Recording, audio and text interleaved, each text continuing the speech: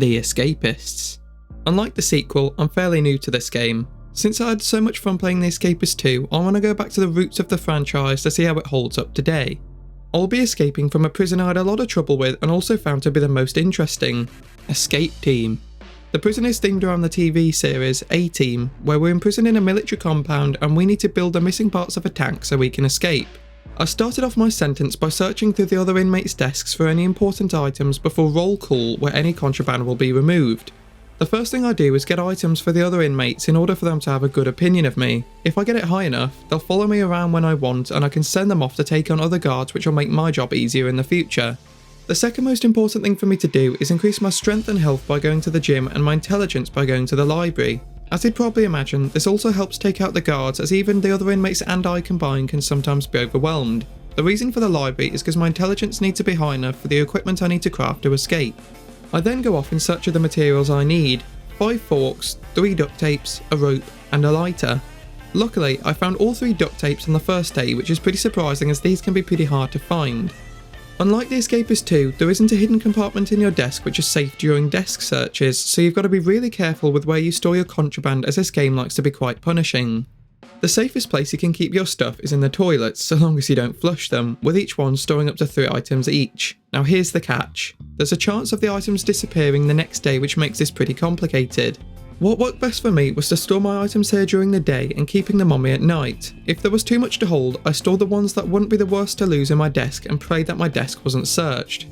Now I need the red key. This is to get access to 2 desks that contain part of the equipment I need to make the top of the tank. Keys are stored by the guards and only certain guards have the red key. The way to find out which ones have it is to beat up the guards one by one with the other prisoners until you get lucky. As expected, the first few guards didn't have the key, but at least they went down without trouble. Well, almost.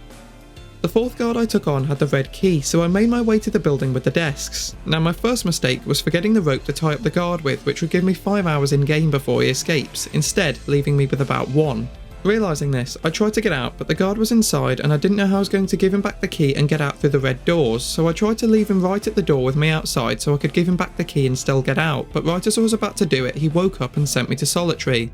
Looking back, I could have carried him out with me instead of doing that awkward manoeuvre, but the damage was already done.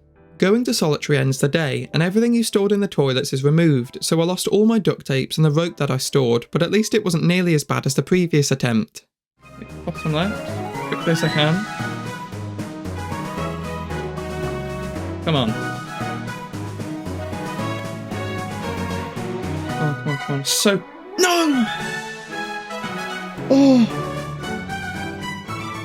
I spent a bit of time searching for more duct tape and building up my strength as it slowly lowers over time, then decided to have another go at getting the red key again, this time using a bit more of my brain than before, storing the guard in a hidden alcove outside with the rope this time while I chip through to the desk. The first desk gives me access to the potassium I need, and the second desk has the corrugated iron, the metal tube, the metal cone, and luckily my second piece of duct tape. These will come into play a bit later on. I managed to return the key in time while also taking the mixing container I was looking for. I needed to get into the guard room to get some charcoal, so after Officer Tucker decided to take a nap, I took his uniform so I could not only get the charcoal but my final piece of duct tape. At this point, there's only 2 more stops I need to make. One includes getting the red key again so I can access another desk to get the final pieces of iron and tubing, which isn't a problem as this only takes a second. So unless I completely messed this up, which wouldn't have surprised me, this wasn't a problem. What was a problem was getting to the final desk with the fertiliser in, which I could only reach if I had the gardening job. To get the job, you need to look at the board to see who the gardener is and have them follow you around or beat them up during job time so they get fired. It said the gardener was Cage, so the next day I had him follow me around, but I checked the board again just in case. What? Gardener position Sean. What? It changed? Where's Sean? Where? Unfortunately, it was too late to do anything about it, so I just wasted the whole day, but I wouldn't make the same mistake again. During morning roll call, I checked the board to find out no one actually had the job, so I didn't need to waste any more time. I got the fertiliser and now I had all I needed. After a little bit of crafting, I was left with the tank turret, explosive round, and the fuse I needed to escape. Just don't ask me how I fit those in my pockets.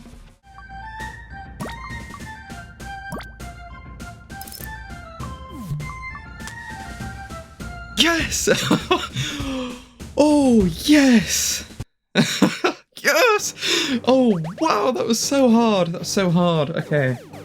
Oh, thank you. Oh. Yes! Oh, okay, maybe it wasn't the best score. Maybe I could have got the gardener job a bit earlier, but it does not matter. That is it. Yes!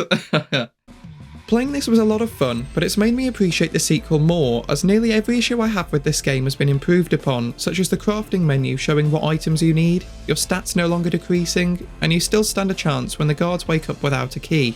Either way though, they're both great games and I highly recommend them. I hope you all enjoyed the video, and I'll see you in the next one.